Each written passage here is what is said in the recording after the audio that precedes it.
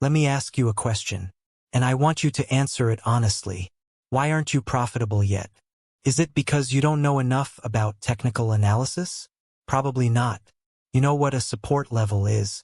You know what a trend line is. Is it because you don't have enough money? No. You can start with $100. Is it because the market is rigged? No. People make money every day. The reason you are not profitable is far more disturbing. You are not profitable because, deep down, you are sabotaging yourself. And the scariest part? You don't even know you are doing it. Self-sabotage in trading isn't always loud.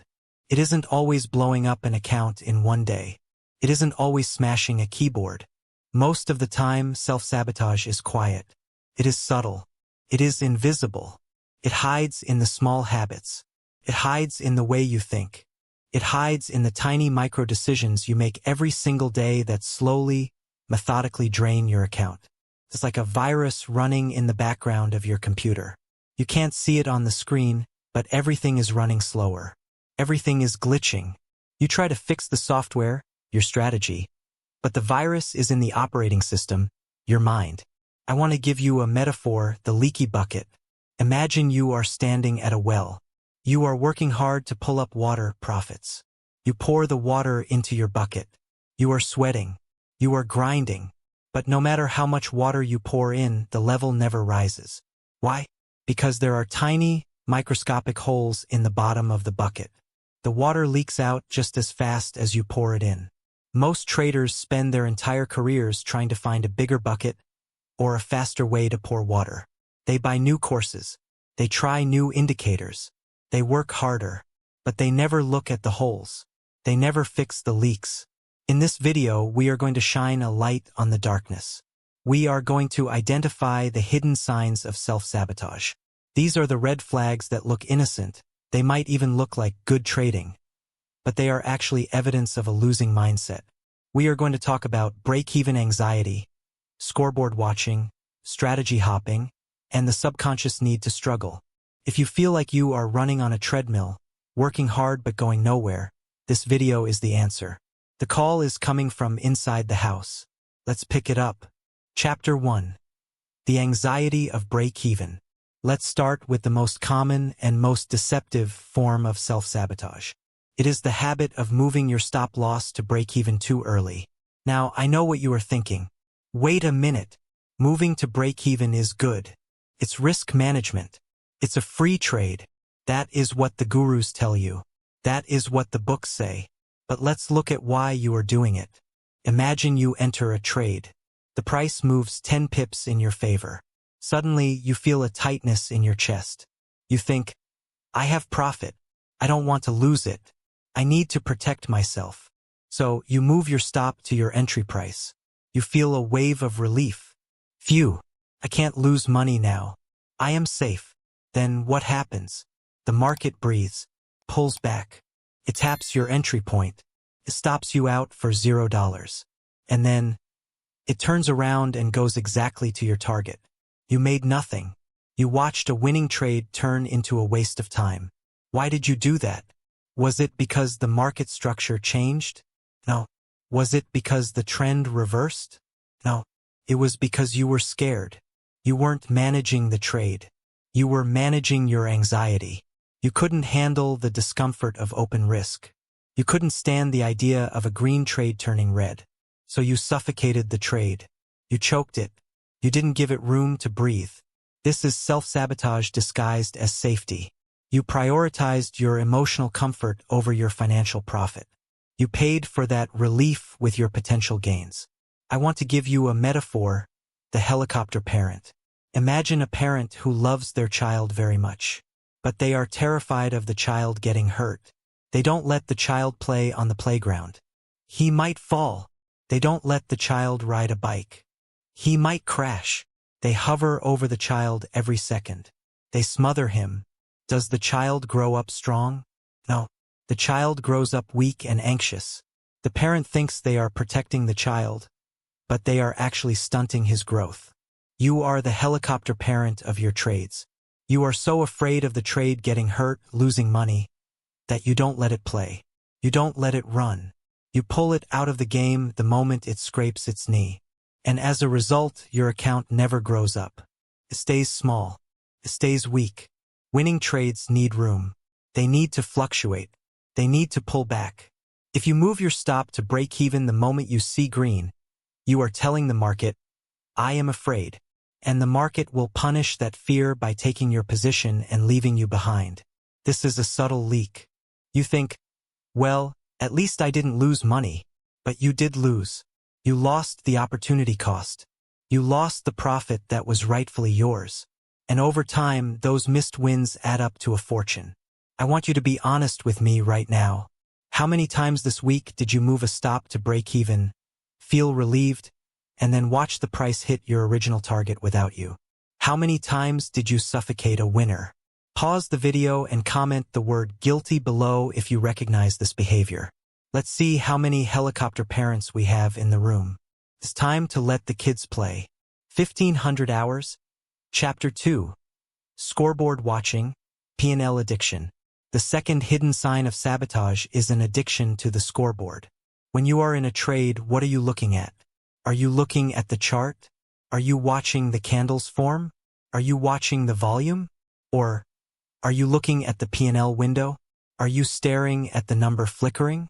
Plus $50, plus $60, plus $40, minus $10, plus $20. If you are staring at the P&L, you are sabotaging yourself. Why?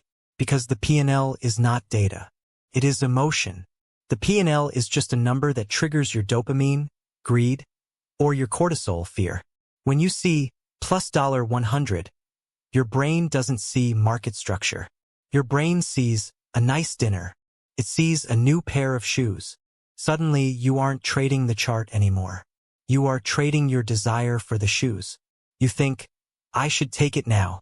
$100 is real money. I can buy the shoes. You close the trade early. You sabotage the plan for a quick hit of dopamine. When you see minus $100, your brain sees pain. It sees failure. You think, I can't lose this. I need it to come back. You hold the loser. You hope. You pray. You sabotaged the risk management to avoid the pain. This is scoreboard watching. Imagine a basketball player who is dribbling down the court. But instead of looking at the hoop or the defenders, he is staring up at the scoreboard. We're up 2 points. No, wait. Down 1 point. He is going to trip. He is going to lose the ball. You cannot play the game if you are staring at the score. The professional trader treats the P&L as a distraction. They often hide it. They cover it with a piece of tape. They minimize the window. They know that the decision to buy or sell must be based 100% on the price action and 0% on the money. If the chart says hold, you hold. Even if the P&L says plus $500. If the chart says exit, you exit. Even if the P&L says minus $50. This habit of checking the money is a sign that you are over-leveraged. If the fluctuation of the money causes an emotional reaction, you are trading too big. If you risk $1 on a trade, do you stare at the P&L? No, you don't care. If you risk $10,000, do you stare? Yes, you are terrified. The fixation on the dollar amount is your brain telling you, we are in danger. This is too much. It is a sabotage loop. You trade too big dash, you stare at the P&L dash, you get emotional dash, you make a bad decision dash, you lose money. The cure is simple but hard. Trade in points, pips, or percentages. Remove the dollar sign from your mind. View the market as a game of points. I am risking 20 points to make 60 points. That is abstract. That is logical. I am risking my rent money to make a car payment. That is emotional. That is dangerous. Stop watching the scoreboard. Play the game. The score will take care of itself if you play well. Chapter 3. The Strategy Hopper, Avoidance. The third hidden sign is perhaps the most common behavior in the retail trading space. It is strategy hopping. Here is the cycle. You find a strategy. Let's say, supply and demand. You watch a video. You get excited. This makes sense. This is the answer. You trade it for 2 weeks. You win a few, you lose a few. Then you hit a losing streak. 3 losses in a row. You get frustrated. This doesn't work. The market conditions have changed. This guru is a fraud. So you go back to YouTube. You find a new strategy. Elliott wave. Ah, this is it. This explains everything. You trade it for 2 weeks. You hit a losing streak. This is too subjective. It doesn't work. You go back to YouTube. Algo trading. Indicators. Smart money concepts. Round and round you go. You are a tourist. You visit every strategy, take a few pictures, and leave when it rains. Why do you do this? You tell yourself you are looking for the best edge. You tell yourself you are researching. But that is a lie. You are not looking for an edge. You are looking for a system that does not require discipline. You are looking for a system that wins all the time so you never have to feel the pain of losing. You are avoiding the hard work of sticking to a plan during a drawdown. Strategy hopping is an avoidance mechanism. It allows you to blame the system instead of blaming yourself. I didn't fail. The strategy failed. Protects your ego, but it destroys your progress. I want to give you a metaphor, the diet cheater. Imagine a person who wants to lose weight. They start the keto diet. After 2 weeks, they haven't lost 20 pounds. They are hungry. It is hard. So they quit. Keto doesn't work. They start the vegan diet. 2 weeks later, I miss meat. This doesn't work. They start the paleo diet. 2 weeks later, this is too expensive. 1 year later, they are still overweight. Why? Because they never let any diet work. Every diet works if you stick to it for 6 months. Keto works. Vegan works. Paleo works. But none of them work in 2 weeks. Trading strategies are the same. Supply and demand works. Elliott wave works. Indicators work. They all work. But they all have drawdowns. They all have losing periods. The strategy hopper quits the moment the drawdown starts. They quit right before the winning streak. They are digging shallow holes all over the beach, looking for water. They dig 3 feet, find dirt, and move. Dig 3 feet, move. Dig 3 feet, move. If they just stayed in one spot and dug 20 feet down, they would hit the water. This is self-sabotage because it prevents you from ever achieving mastery. You cannot master a strategy in 2 weeks. You can only master it in 2 years. A master of a mediocre strategy will always beat a novice with a perfect strategy. You have to commit. You have to marry the strategy. Through sickness and in health. Through profit and drawdown. When you stop looking for the new thing, you can finally start understanding the real thing. If you are tired of this cycle, if you are exhausted from learning new rules every month and getting nowhere, then stop. Decide right now to pick one strategy, just one, and commit to it for 90 days. No matter what, if you are ready to make that commitment, hit that subscribe button. This channel is not about giving you the secret sauce. It is about teaching you how to cook with the ingredients you already have. We focus on mastery here, not novelty. Join us. Stop hopping. Start digging. The water is there. You just have to go deep enough to find it. Chapter 4. The Rearview Mirror, Trauma. We move now to a form of self-sabotage that is rooted in trauma. It is the habit of trading the rearview mirror. What does this look like? You see a perfect setup. It meets every single one of your rules. But you hesitate. You freeze. You don't take it. Why? Because yesterday you took this exact same setup and you lost money. Your brain is replaying the memory of the pain. Don't touch the stove. It burned you last time. So you skip the trade. And, of course, the trade works perfectly. It hits take profit. Now you are filled with regret. I knew it. Why didn't I take it? So, the next time the setup appears, you think, I missed the last one.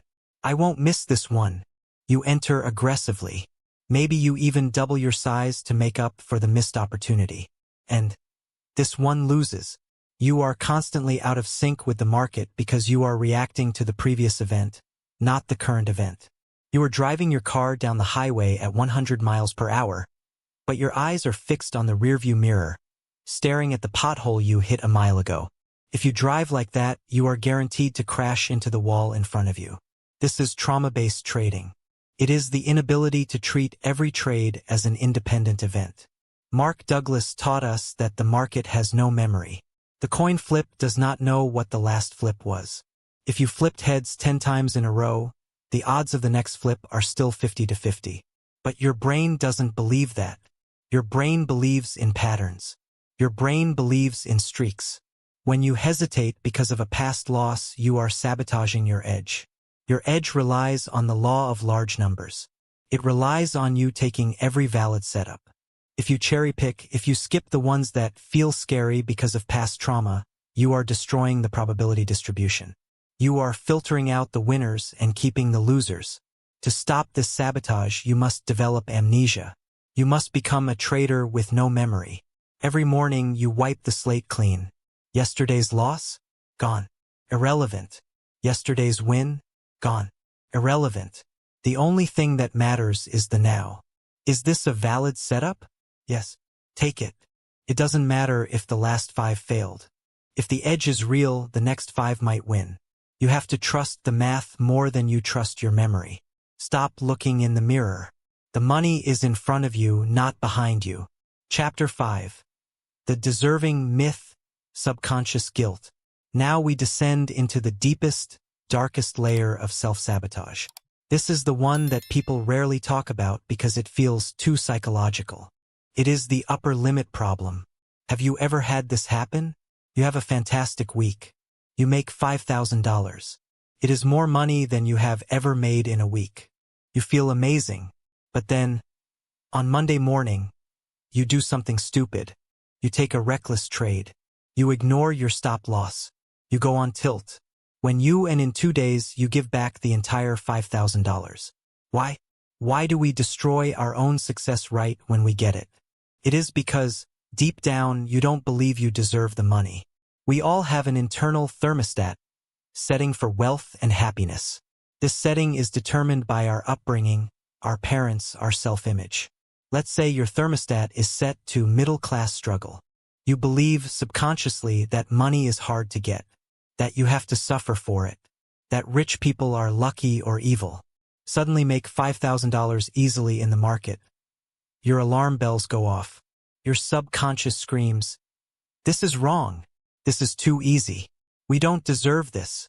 We are not this kind of person." This creates cognitive dissonance. Your reality, rich, doesn't match your identity, poor. So your subconscious mind takes over to fix the problem. It forces you to self-sabotage. It forces you to lose the money so that your reality matches your identity again. Once you lose the money, you feel a strange sense of relief. You are back to the struggle. You are back to normal. This is the deserving myth. You think you are sabotaging yourself because you are undisciplined. But actually, you are sabotaging yourself because you are guilty. You feel guilty for making money without physical labor. You feel guilty for making more than your parents. You feel guilty for escaping the struggle. This is a tragic form of loyalty to your past self. But if you want to be a successful trader, you must betray your past self. You must expand your identity. You have to rewrite the script that says money is hard. You have to accept that money is just a number. It is not a moral judgment. Making money easily does not make you a bad person. Making money easily is the job description of a trader.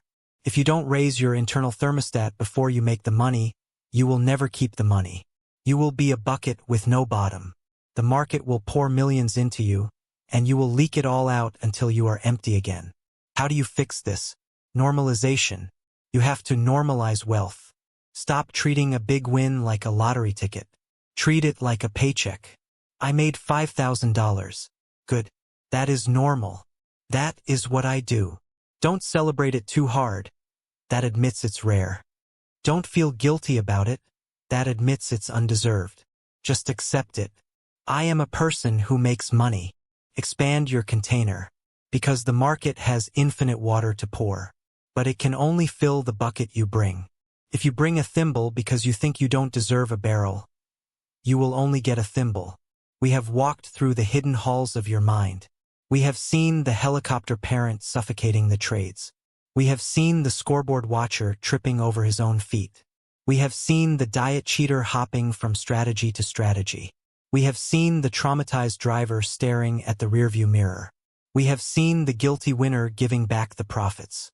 These are not market problems. These are you problems. The market is a mirror. It reflects you back to yourself with brutal honesty.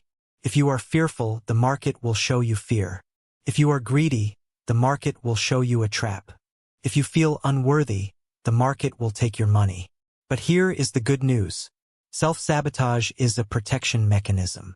Your brain isn't trying to hurt you. It is trying to protect you. It moves the stop to break even to protect you from anxiety. It hops strategies to protect you from the feeling of failure. It gives back the money to protect you from the identity crisis of being rich. Your brain is trying to keep you safe in your comfort zone. But the comfort zone is where dreams go to die. You have to thank your brain for trying to protect you, and then you have to take the wheel. You have to say, "Thank you for the warning, but I am safe to win. I am safe to hold risk. I am safe to be wealthy." Awareness is the cure. Now that you have seen these signs, you cannot unsee them.